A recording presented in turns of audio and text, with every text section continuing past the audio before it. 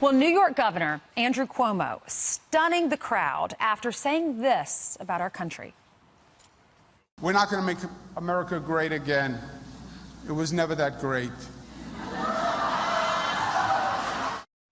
But the Republican candidate who wants to take his job disagrees and now calls on the governor to apologize. Joining me now is that GOP nominee for New York Governor, Marc Molinaro. Thank you so much for being here. Glad to be here. So you're done. You're definitely the Republican candidate. I am. And you'll either be running against him or Cynthia Nixon. Or both of them. Or both of them. Yeah, How could that be possible? She can remain on the ballot as a Working Families Party candidate. So it's a strange thing that happens in New York. She can stay on the ballot through November. All right. Well, we'll have to see. So obviously he is saying he doesn't think America's great, hasn't ever been really that great. What was your reaction to that? Gosh, listen, I was raised by a single mom, grew up on food stamps. Tell me that America isn't great. I was the youngest mayor in America for a short period of time, and here I am, the most unlikely maybe candidate for governor of the state of New York. America has always been great. I was so ashamed and shocked that a man who has lived in privilege, I think he was born on third base and thinks he hit a triple, could think that America was never great. Even with our imperfections, this nation, its promise, its purpose, its principles, and its people have always been great. And that sort of determined march towards making things better, that's what has always made America great. I'm ashamed to think my governor doesn't know that.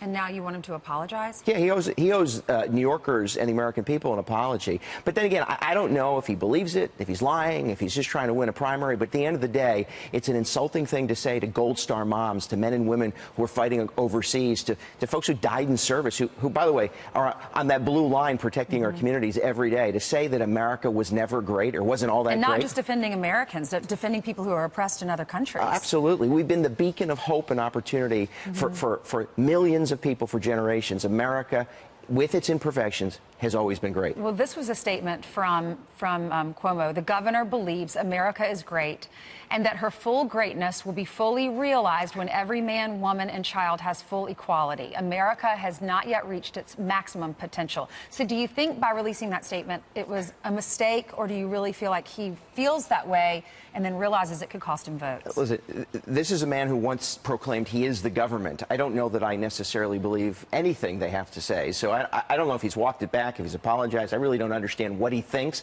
other than I take him at his word. He said America wasn't all that great. He's wrong.